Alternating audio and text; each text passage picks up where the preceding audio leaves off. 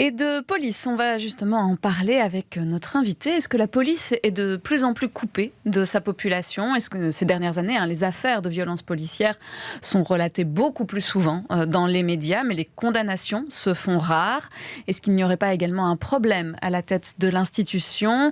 Les effectifs manquent, principalement dans la capitale. Et pendant 5 ans, 2 journalistes, Thomas Houlot et Philippe Engel, se sont penchés sur les dysfonctionnements de la police belge et ils viennent de sortir l'ouvrage Sale flic. Pour en parler avec nous, nous recevons en studio un des auteurs, Philippe Elgens. Bonjour. Bonjour. Alors, finalement, on a un petit peu envie de vous demander d'abord, est-ce que c'est compliqué aujourd'hui d'enquêter sur la police belge ? Oui, c'est compliqué parce qu'il y a la loi du silence qui règne et donc il n'est pas facile de trouver des sources qui osent parler, qui osent s'exprimer. Il y a vraiment une omerta. Mais donc on a trouvé d'autres systèmes, on a quand même eu des sources internes, mais aussi on a été se plonger dans les documents, on a reconstitué des affaires, donc on y a réussi, je pense. Alors justement, vous parlez beaucoup de la police bruxelloise quand même dans cet ouvrage, à travers plusieurs affaires. Il y a évidemment l'affaire Wassim et Sabrina. Il y a également l'affaire Adil, dont vous parlez beaucoup. Et puis, il y a plein de faits aussi. Il y a notamment la boum du bois de la Cambre. Il y a les casernes d'Etterbeek avec les cellules où il n'y a pas de caméra. Pourquoi vous avez décidé de vous concentrer vraiment sur la capitale ? Il n'y a pas de dysfonctionnement à Liège ou à Anvers ? Sincèrement, nous sommes 2 francophones, Thomas Houlot et moi, et on aurait pu faire le même travail en néerlandais à Anvers. Je pense qu'il y a des comparaisons faciles à faire entre les 2 villes. Liège également. Nous avons choisi pas uniquement Bruxelles, mais nous avons choisi de nous concentrer sur Bruxelles parce qu'effectivement, il y a beaucoup d'affaires qui s'y sont produites et qu'il y a une circonstance particulière, c'est que c'est là que la criminalité augmente le plus fort, je pense. Et donc, du coup, vous avez vraiment décidé de prendre ces affaires. Je parlais d'Adil. Ce soir, il y a un rassemblement à Anderlecht des amis d'Adil. On sait qu'il y a eu des révélations récentes, notamment d'une collègue policière qui a dénoncé le policier pour fait de racisme. Ça vous a surpris, là, ces dernières révélations dans l'affaire, ou pas ? Nous en sommes à l'origine avec Blast, pour lequel je travaille le soir, et la première, la RTBF. Non, ça ne m'a pas surpris parce que dans cette affaire-là, il y a trop de choses qui ont voulu être cachées. Et à un moment, quand on cache les choses, elles sortent. Et là, elles sortent de manière assez spectaculaire, avec une juge d'instruction qui décide de placer des pièces dans le dossier, l'audition d'une policière, effectivement, et ça provoque le renvoi de la procédure à 5 mois, ce qui est quand même assez rare. D'autant que le parquet de Bruxelles s'apprêtait à demander le non-lieu pour les policiers qui ont poursuivi Adil et qui l'ont percuté en avril 2020. Vous trouvez que la justice, de manière globale, elle est quand même souvent du côté des policiers ? Le parquet demande souvent des non-lieux dans ce type d'affaires ?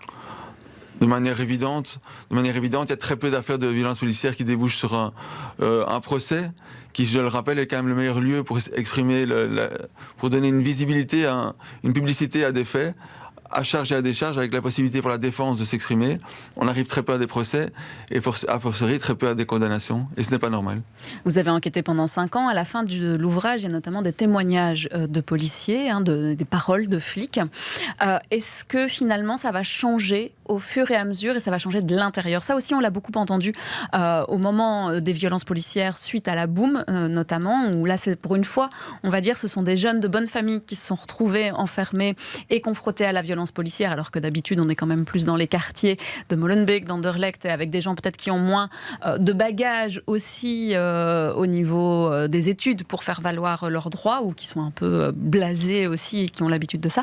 Et est-ce que vous pensez que ça va changer parce que ce sont les nouveaux policiers qui vont témoigner et qui vont dénoncer leurs collègues ? Je pense que ça va changer parce que la police est dépassée par les événements. Son management est assez inactif et très contesté par la base. Et depuis l'affaire George Floyd aux États-Unis, c'est clair que les temps ont changé. Et désormais, les gens, les policiers ou les victimes osent s'exprimer, se fédèrent aussi pour témoigner. Je pense que la loi du silence est en train de se briser tout doucement.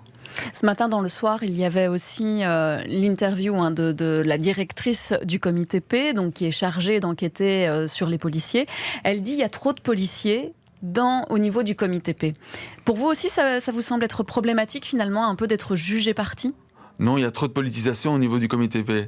Les 5 membres du comité P sont quasi tous issus de cabinets ministériels, sont tous politisés, c'est des nominations politiques. On dit que le comité P, la police des polices donc, est indépendant, ce n'est pas le cas puisque les membres qui les composent sont directement envoyés par les partis politiques, le MR et le PS en l'occurrence. Et donc il y a de l'influence de la part des partis sur le comité P pour vous ? Normalement, la vraie indépendance, ce serait d'être imperméable à toute pression politique. Le fait même par la composition même du comité P, c'est impossible en réalité. Et c'est un lieu très important qui devrait informer le Parlement sur ces questions de violence policière ou de bavure, et ça ne fonctionne pas. Et ça veut dire qu'on doit changer ça par une loi et que ça devrait être complètement indépendant ? Il faut une réforme en fait. Oui, je pense une réforme. Je connais insuffisamment la question des statuts du comité P et la façon de le réformer, mais il faut le réformer, c'est clair. Il faut le déconstruire et il faut qu'à sa tête, à sa direction, il y ait de vrais policiers qui aient travaillé sur ces questions-là, avec un sens de l'éthique, une déontologie au-dessus de la norme, au-dessus de ce qui est fréquemment observé, et non pas des créatures politiques. Philippe Engels, qu'est-ce qui vous a motivé à faire cette enquête et qu'elle aboutisse sur ce livre ? Et est-ce que le but, c'est de la dénonciation ou c'est de faire bouger les lignes, c'est de conscientiser la population à ce type de violence policière, à ces types de violences policières ? Tout ce que vous avez dit, conscientiser la population, faire bouger les lignes un an avant les élections générales de l'an prochain.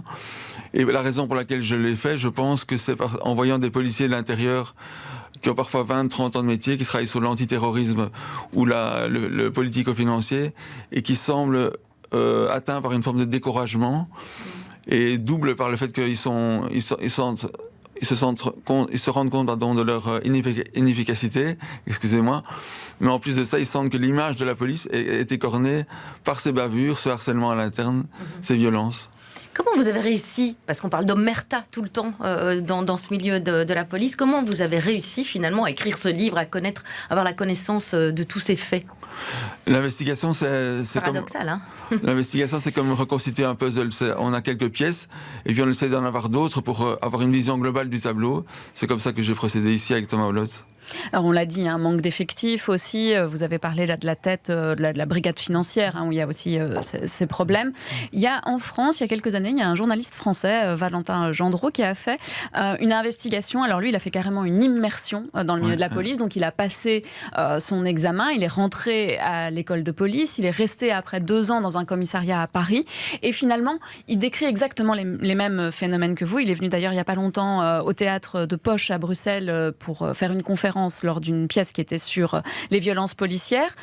Vous pensez qu'au final, c'est un phénomène qui concerne toutes les polices, en tout cas d'Europe, ou peut-être plus françaises et belges ? La France, Paris, et notamment le centre de Paris, où les banlieues sont plus fortement touchés que nous. C'est plus grave là-bas.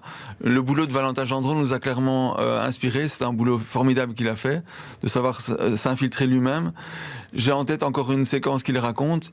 Il était dans une police d'intervention. À un moment, il y a des policiers, il y a quelqu'un qui court dans la rue. Les policiers ont le réflexe de courir. Lui-même court pour sans doute se faire valoir auprès de ses collègues. Et puis à un moment, il se dit, mais je cours après qui, après quoi ? On n'a aucun indice d'infraction. Donc cette course un peu effrénée, cette volonté de montrer que la police est là, de manier la matraque plutôt que le dialogue, ça m'a vraiment frappé dans ce livre. Et vous pensez que le dialogue, il peut être renoué ?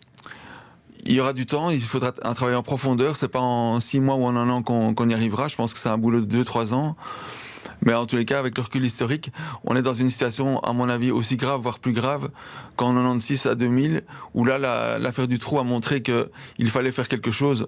Là, 20 ans, 25 ans après, je pense que c'est encore pire en termes de dysfonctionnement interne. En tout cas, merci beaucoup d'être venu, Philippe Engels. Je rappelle donc avec Thomas Hollot, vous avez écrit Sale flic, enquête dans les coulisses de la police belge. Voilà, ça permet de voir un peu et de comprendre les différentes affaires qui ont eu lieu, en tout cas récemment. Merci beaucoup d'être venu dans ce studio.